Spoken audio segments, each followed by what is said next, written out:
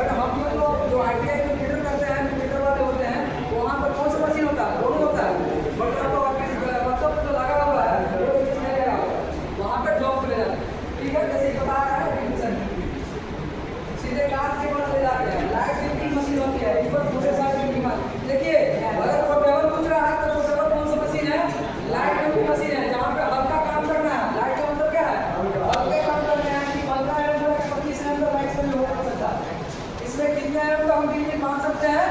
15 M से 20 मतलब 25 M का मैक्सिमम रहेगा, बट ज़्यादा याद रहेगा आपको 15 एम।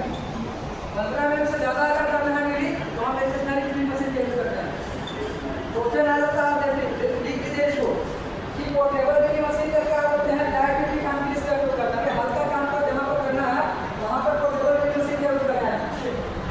ठीक है, इसका मैक्सिमम कितना नहीं हो तो मान लेंगे तो 15 है। 15 में याद कर लीजिए।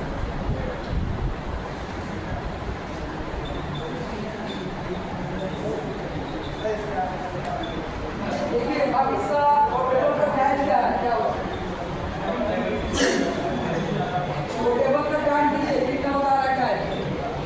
हैंड ड्रिलिंग मशीन तो हैंड के द्वारा काम होता है। पोर्टेबल तो हमारे कारपेंटर वाले जाते हैं, चाहे आप लोग वर्कशॉप में आप लोगों का भी है हैंड वाला, देखें कि नहीं देखें?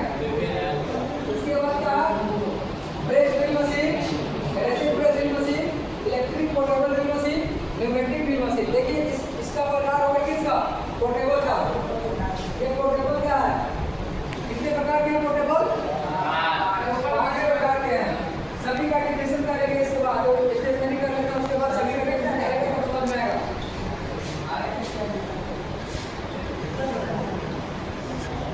टोटल लिखना नहीं है, डिफिनेशन करवाने से समझ में आ जाएगा। जो ऑब्जेक्टिव हम बोल रहे हैं उसी को नोट डाउन करिए। आपको पीपीटी भेज देंगे, इसका लिखा नहीं है, नहीं लिखिए, हम भेज देंगे। समझिए तो ऑब्जेक्टिव को निकल रहा है उससे वही नोट डाउन लिखिए। जैसे उसमें एक्टिविटी के लिए कौन सी मशीन यूज करेंगे? पोर्टेबल। आपको कौन से मानना आपको हमारे देखिए